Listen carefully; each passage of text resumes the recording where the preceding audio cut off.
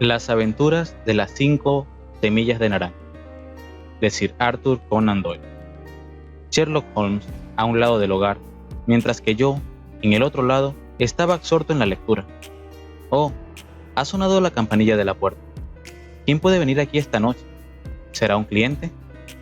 Entonces se tratará de un asunto grave. Nada podría de otro modo obligar a venir aquí a una persona con semejante día y a semejante hora. Adelante. El hombre que entró era joven, de unos 22 años, bien acicalado y elegante. Debo a ustedes una disculpa, dijo. Espero que mi visita no sea un entretenimiento. Veo que ha venido usted desde el sudoeste. Sí, de Horsham. Vine en busca de consejo y de ayuda. No es siempre tan fácil. He oído hablar de usted, señor Holmes, que a usted no lo vencen nunca. Es cierto. Entonces, puede suceder igual en mi caso. No se trata de un caso corriente. Yo me pregunto, a pesar de todo, señor, si en el transcurso de su profesión ha escuchado jamás el relato de una serie de acontecimientos más misteriosos e inexplicables que los que han ocurrido en mi propia familia. Lo que usted dice me llena de interés, le dijo Holmes. Por favor, explíquenos desde el principio. Me llamo John Openshaw, dijo. Se trata de una cuestión hereditaria, de modo que, para darles una idea de los hechos, no tengo más remedio que remontarme hasta el comienzo del asunto. Deben ustedes saber que mi abuelo tenía 2 hijos, mi tío Elías y mi padre José. Mi padre poseía en Coventry una pequeña fábrica que amplió al inventarse las bicicletas. Poseía la patente de la llanta irrompible Openshaw y alcanzó tal éxito en su negocio que consiguió venderlo y retirarse con un relativo bienestar. Mi tío Elías emigró a América, siendo joven todavía, y se estableció de plantador en Florida, donde llegaron noticias de que había prosperado mucho. Hacia el 1869 regresó a Europa y compró una pequeña finca cerca de Horsham. Era un hombre extraño, arrebatado y violento. Dude que pusiese ni una sola vez los pies en Londres durante los años que vivió en Horsham. Contra mí no tenía nada. De hecho, pidió a mi padre que me dejase vivir con él. Me hacía su portavoz junto a la servidumbre y con los proveedores, de modo que para cuando tuviese 16 años era yo el verdadero señor de su casa. Una excepción me hizo, sin embargo, había entre los áticos una habitación independiente que estaba siempre cerrada con llave, y a la que no permitía que entrásemos ni yo ni nadie. Cierto día llegó una carta cuyo sello era extranjero. Al coger la carta dijo: «Es de la India, trae la estampilla de Pondicherry. ¿Qué podrá hacer?». Al abrirla precipitadamente saltaron del sobre 5 pequeñas y resecas semillas de naranja. Dejó escapar un chillido y exclamó luego: «¡Ca, ca, ca! Dios santo, qué pecado me han dado alcance. Mis pecados me han dado alcance». «¿Qué significa eso, tío?», exclamé. «Muerte», me dijo, y levantándose de la mesa se retiró a su habitación. Cuando yo subía por las escaleras, me tropecé con mi tío, que bajaba por ellas, trayendo una mano con una vieja llave roñosa y en la otra una caja pequeña de bronce. «Dile a Mary que necesito que encienda hoy fuego en mi habitación». Cuando llegó el abogado, me pidieron que subiese a la habitación. Ardía vivamente el fuego y se amontonaba en una gran masa de cenizas negras y sueltas, como de papel quemado, en tanto que la caja de bronce estaba muy cerca y con la tapa abierta. Al mirar yo la caja, descubrí sobresaltado en la tapa la triple K, que había leído aquella pequeña mañana en el sobre. «John», me dijo, «deseo que firmes como testigo mi testamento. Dejo la finca con todas sus ventajas e inconvenientes a tu padre, de quien sin duda vendrá a parar a ti. Si no conseguís vivirla con calma, abandonadla a vuestro peor enemigo». Firmé el documento donde se me indicó. Para terminar, señor Holmes, y no abusar de su paciencia, llegó una noche en que hizo una de aquellas salidas suyas de borracho, de la que no regresó. Cuando salimos a buscarlo, nos lo encontramos boca abajo, dentro de una pequeña charca recubierta de espuma verdosa que había al extremo del jardín. No presentaba señal alguna de violencia y la profundidad del agua era solo de 2 pies. Y por eso el jurado, teniendo en cuenta sus conocidas excentricidades, dictó veredicto de suicidio. Un momento, le interrumpió Holmes. Preveo ya que su relato es uno de los más notables que he tenido ocasión de oír jamás. Hágame el favor de decirme la fecha en que su tío recibió la carta y la de su supuesto suicidio. La carta llegó el día 10 de marzo de 1883. Su muerte tuvo lugar 7 semanas más tarde, la noche del 2 de mayo. Gracias, puede usted seguir. Cuando mi padre se hizo cargo de la finca de Horseman, llevó a cabo, a petición mía, un registro cuidadoso del ático que había permanecido siempre cerrado. Encontramos allí la caja de bronce vacía. En la parte interior de la tapa había una etiqueta de papel, en la que estaban repetidas las iniciales, y debajo de estas la siguiente inscripción: cartas, memoranda, recibos y registros. Supimos que esto indicaba la naturaleza de los documentos que había destruido el coronel Openshaw. Un día mi padre recibió un sobre con 5 semillas secas de naranja. ¿Qué diablos puede querer decir esto, John?, tartamudeó. A mí se me había vuelto de plomo el corazón, y le dije: es el KKK. Mi padre miró en el interior del sobre y exclamó: en efecto, aquí están las mismas letras, pero ¿qué es lo que hay escrito encima de ellas? Coloqué los documentos encima de la esfera del reloj del sol. ¿Qué documentos y qué reloj del sol?, preguntó él. El reloj del sol está en el jardín. No hay otro, dije yo. Pero los documentos deben ser los que fueron destruidos. Uf, dijo él, aferrándose a su valor. ¿De dónde procede la carta? ¿De dónde? De nada valió que yo discutiese con él. El tercer día, después de recibir la carta, marchó mi padre a visitar a un viejo amigo suyo. El segundo día de su ausencia recibí un telegrama que decía que mi padre había caído boca abajo de un profundo pozo y yacía sin sentido con el cráneo fracturado.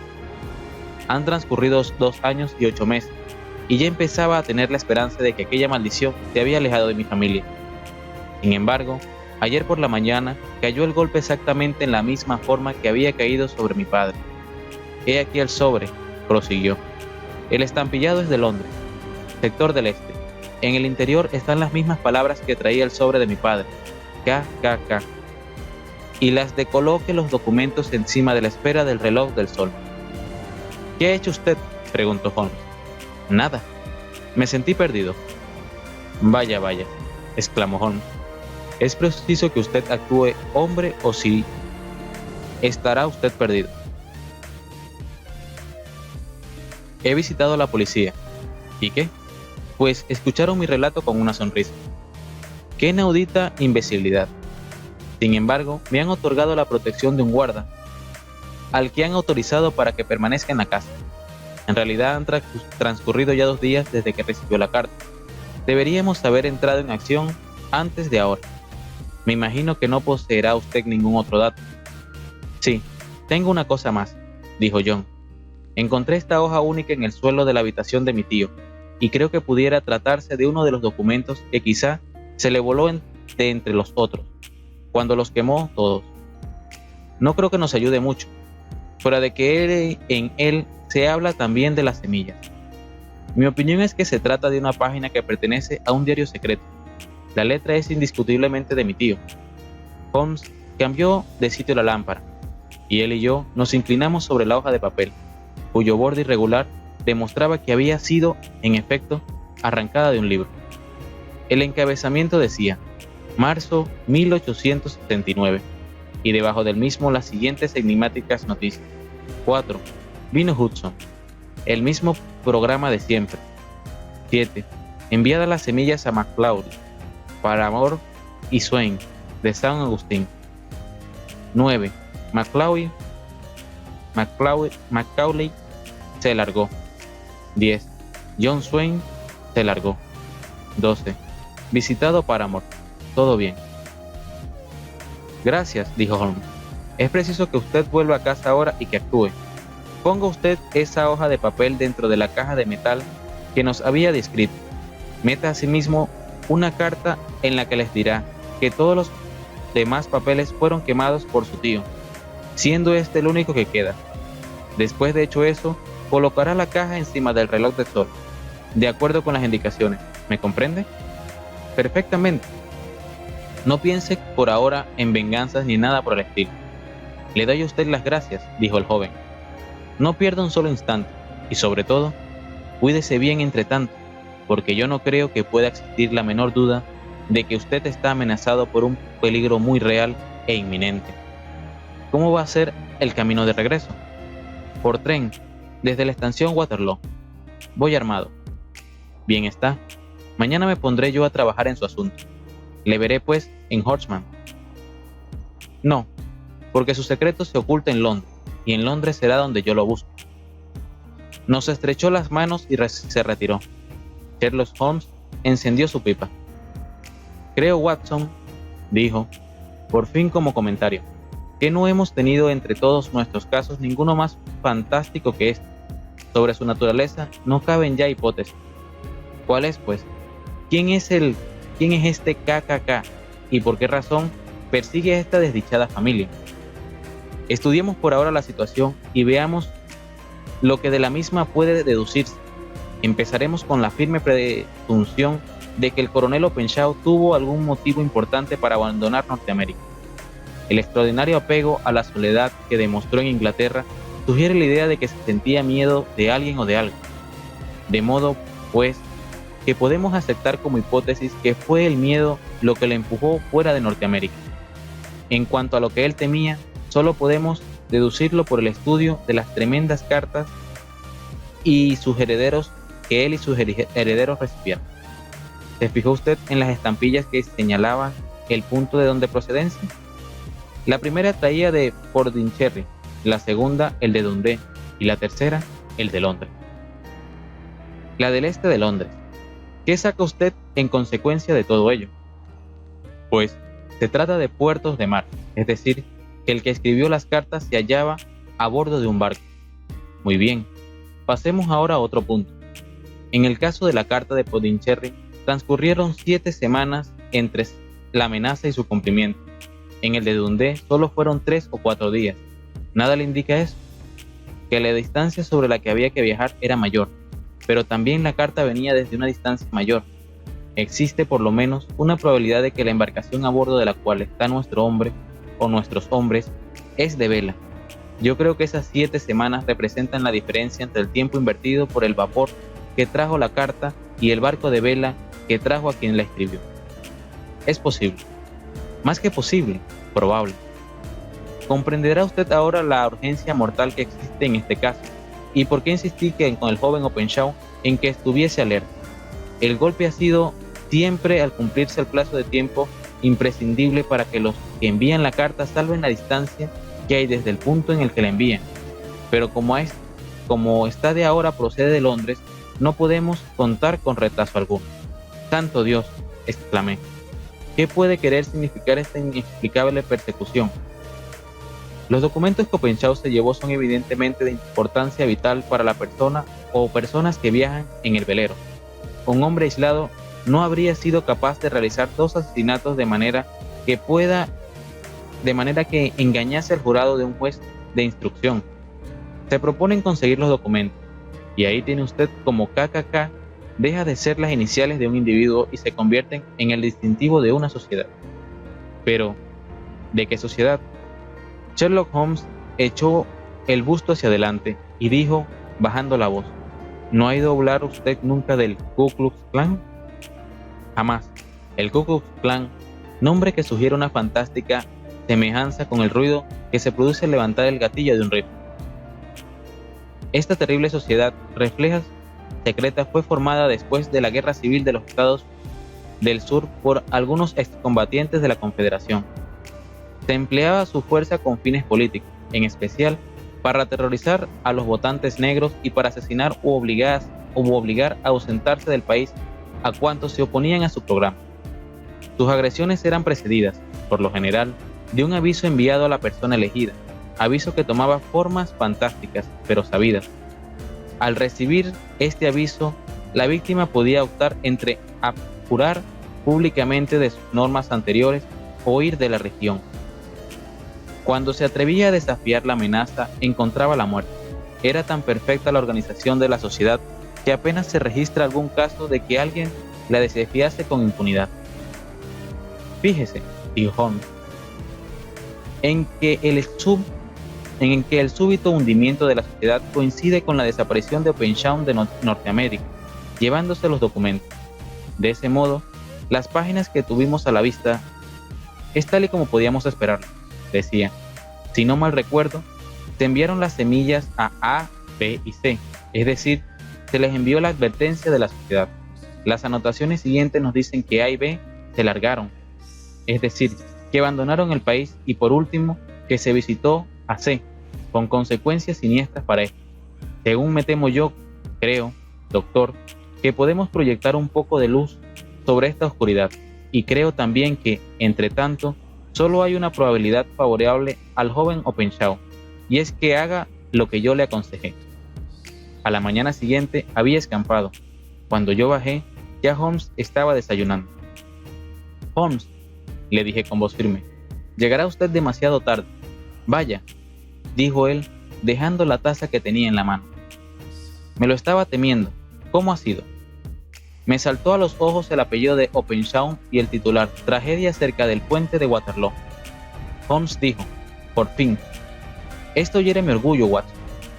Es un sentimiento mezquino, sin duda, pero hiere mi orgullo. Pensar que vino a pedirme socorro y que yo le envié a la muerte, exclamó. Tiene que tratarse de unos demonios astutos. ¿Cómo consiguieron desviarlo de su camino y que fuese a caer al agua? Ya veremos. Watson, ¿quién gana a la larga? Voy a salir. Eran ya cerca las 10 cuando entró con aspecto pálido y agotado. ¿Tuvo éxito? Sí. ¿Alguna pista? Escuche, Watson.